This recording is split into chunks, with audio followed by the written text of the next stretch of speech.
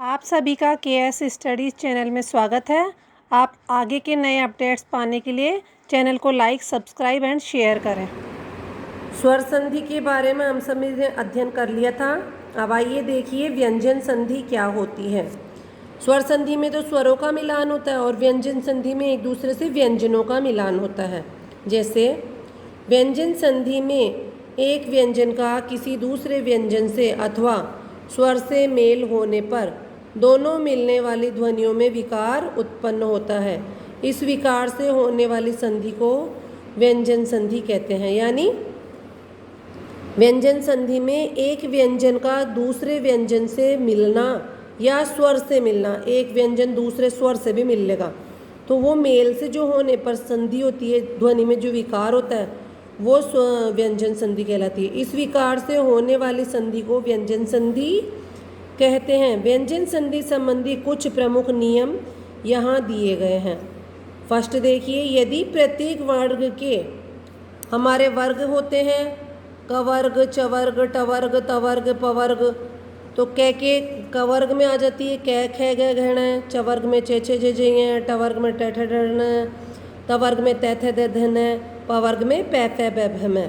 तो यदि वर्ग के पहले वर्ण अर्थात कै, च, ट, त, पै के बाद किसी वर्ग का तृतीय वर्ण, यानी इसी वर्ग का कै का तृतीय वर्ण हो गया ग, तो किसी वर्ग का तृतीय या चतुर्थ वर्ण आए या य, र, ल, व या कोई स्वर आए तो कै, च, ट, त, प, यानी वर्ग के पहले वर्ण के स्थान पर क्या हो जाता है, अपने ही वर्ग का तीसरा वर्ण यानी कै होगा तो ग हो जाएगा, कै होगा तो ग हो जाएगा। फिर तय होगा तो तै थे द ध न, तै थे द हो जाएगा। च होगा तो च छ ज हो जाएगा। पै होगा तो फै पै फै बै हो जाएगा। और तय होगा तो तै थे द, तीसरा वर्ण द ही है, और पै होगा तो पै फै बै हो जाएगा। तो अगर कै है तो इसी वर्ग का तीसरा वर्ण अर्थात ग हो जाएगा, यहाँ भी ग हो जाएगा, यहाँ भी ग हो जाएगा। तय है तो ज हो जाए, तय होगा तो द हो जाएगा, च होगा तो ज हो जाएगा, पै होगा तो पै फै बै हो जाएगा, और तय थे द, तय होगा तो द हो जाएगा। तो ये है इसका नियम।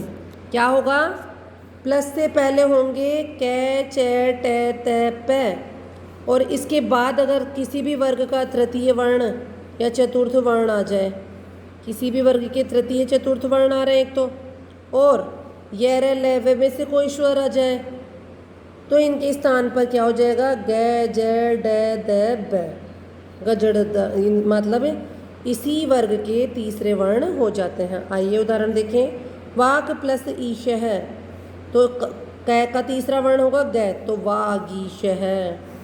फिर दिक प्लस गज है, फिर ग ही हो जाएगा दिग्गज। वाक प्लस दान वागदान। सत प्लस वाणी सदवाणी। अच प्लस अंत अजंत। अप प्लस ईंधन अबिंधन। तत् प्लस रूप तद्रूप। जगत प्लस आनंद जगदानंद। शप प्लस द शब्द है। ये इसका पहला नियम है। अब इसी में व्यंजन संधि में दूसरा नियम क्या होता है, यदि प्रत्येक वर्ग के पहले वर्ण अर्थात कै, च, ट, त, प के बाद न या मैं आए, पहले तो होंगे कै, च, ट, त, प, और बाद में आए न और मैं, या तो न आ जाए प्लस के बाद या मैं आ जाए, तो कै, च, ट, त, प, ये वर्ग के जो पहले वर्ण है कै, च, ट, त, प, ये क्या हो जाते हैं, अपने वर्ग के पंचम वर्ण अर्थात यंगणनम, पंचम वर्ण यंगणनम, इसी वर्ण का कै का य, च का य, ट का ण, त का न और प का मैं में बदल जाएंगे। उदाहरण देखो इसके। वाक प्लस मय वांगमय है, पंचम वर्ण वांग हो गया। फिर षट प्लस मास तो क्षण मास, ये वाला हो जाएगा। फिर जगत प्लस नाथ न हो जाएगा जगन्नाथ। और अप प्लस मय अमय है। तो ये 2 नियम हो गए इसके। नंबर 3 है यदि मैं के बाद कोई स्पर्श व्यंजन आए तो मैं जुड़ने वाले वर्ण के वर्ग का पंचम वर्ण या अनुस्वार हो जाता है। प्लस से पहले तो क्या होगा मैं हलंत, और इसके बाद कोई भी स्पर्श व्यंजन आ जाए, स्पर्श व्यंजन हम जानते ही हैं, तो स्पर्श व्यंजन आए तो मैं से जुड़ने वाले वर्ण के वर्ग का, तो ये मैं से जुड़ने वाले वर्ण ये हैं ही, तो इस वर्ग का पंचम वर्ण या अनुस्वार हो जाता है। या तो हम इसका पंचम वर्ण कर देंगे, इस वर्ग का पंचम वर्ण कर देंगे, या हम ऊपर अनुस्वार लगा देंगे। तो इन सब में हमने अनुस्वार लगाया है। अहम प्लस कार अहंकार, किम प्लस चित किंचित, सम प्लस गम संगम, सम प्लस तोष संतोष, सम प्लस कृत संस्कृत। अब इसमें नहीं हो रखा ना, ये थोड़ा अपवाद है तो इनको ध्यान ही मत दो इस पर। फिर नंबर 4 है यदि मैं के बाद य र ल व श स और है में से किसी भी वर्ण का मेल हो तो मैं के स्थान पर अनुस्वार ही लगेगा। ऊपर वाले में भी अपने अनुस्वार लगाया, और इसमें ये नियम ये कह रहा है मैं के बाद य र ल व श स है, कोई से भी वर्ण आ जाए। प्लस से पहले तो होगा मैं हलंत जैसे इसमें था, और प्लस के बाद इसमें तो कौन से आ रहे थे, इसमें तो पंचम वर्ण आ रहा था, है ना। इसमें तो मैं के बाद पंचम वर्ण आ रहा था, लेकिन इसमें शेष से है हो या रलव शेष से है हो तो क्या हो जाता है, अनुस्वार ही लगेगा। सम प्लस योग संयोग, सम प्लस रचना संरचना, सम प्लस वाद संवाद।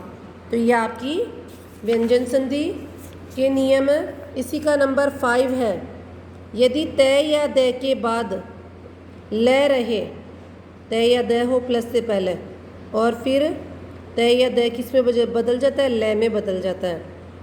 उत प्लस लास उल्लास, उद प्लस लेख उल्लेख। नंबर 6 है यदि तय या द के बाद जय या झ हो तो तय या द जय में बदल जाता है। जैसे सत प्लस जन, प्लस से पहले तय है और सत के बाद जय है तो सज्जन। उद प्लस झटिका उज्झटिका। यदि तय या द के बाद श हो तो तय या द का च और श का छ हो जाता है। जैसे प्लस से पहले तो द और तय है तो उद, और फिर प्लस के बाद छ आ गया तो क्या होता है, देखो तय या द का च और श और छ का श का छ हो जाता है। तो उद प्लस श्वास का उच्छ्वास, उद प्लस शिष्ट का उच्छिष्ट, सत्य प्लस शास्त्र का सच्छात्र। फिर है नेक्स्ट नियम यदि या तय या द के बाद च या छ हो तो तय या द का च हो जाता है। इसका उदाहरण है उद प्लस चारण उच्चारण, सत प्लस चरित्र सच्चरित्र। फिर है तय या द के बाद यदि है हो तो तय या द के स्थान पर द या है, द और है के स्थान पर, तय या द के स्थान पर तो द और है के स्थान पर ध हो जाता है। तद प्लस हित तद्धित, उद प्लस हार उद्धार। और संस्कृत व्याकरण में भी उद का प्रयोग श्रेष्ठ बताया गया, जबकि हिंदी में उद की जगह उत का प्रयोग होता है ना। नंबर 10 है इसका नियम जब पहले पद के अंत में स्वर हो और आगे के पद का पहला वर्ण छ हो तो छ के स्थान पर छ हो जाता है। जैसे अनु प्लस छेद अनुच्छेद, परि प्लस छेद, छ हो गया ना, छ और छ हो गया, छ के स्थान पर दोनों जुड़ जाते हैं, परिच्छेद। आ प्लस छादन आच्छादन। इसका 11 नियम है यदि किसी शब्द के अंत में ए या आ को छोड़कर कोई अन्य स्वर आए तो वह दूसरे शब्द के आरंभ में स हो। प्लस से पहले तो ए आ जाए, ए या आ को छोड़ दो और कोई सा भी स्वर आ गया है ना, और फिर बाद में उसके सामने हो, आरंभ में स हो, तो अब इस सब में आरंभ में स है तो स के स्थान पर शेष षटकोण हो जाता है। जैसे अभी प्लस सेक अभिषेक, शेष षटकोण हो गया स लेट का। वी प्लस सम विषम, नी प्लस सिद्ध निषिद्ध, सु प्लस सुप्ति सुषुप्ति। नेक्स्ट है री रे श के बाद जब कोई स्वर, कोई क वर्गीय या प वर्गीय वर्ण अनुस्वार अथवा यह वह है में से कोई भी वर्ण आए तो अंत में आने वाला ण हो जाता है। प्लस से पहले तो क्या हो, री हो, र हो और श हो। फिर कोई क वर्गीय या प वर्गीय वर्ण आए, अनुस्वार या यह वह और है में से कोई भी वर्ण आ जाए प्लस से पहले, तो वर्ण के अंत में आने वाला न, जो ये न आ रहा है अंत में, ये वाला जो न आ रहा है तीनों में सारों में नियमों में, तो ये जो न है वो क्या हो जाएगा, न। भर प्लस अन भरण, भूष प्लस अन भूषण, राम प्लस अयन रामायण और प्र प्लस मान प्रमाण। तो ये आपके व्यंजन संधि के नियम और उदाहरण हो गए। विसर्ग संधि हम बाद में करेंगे।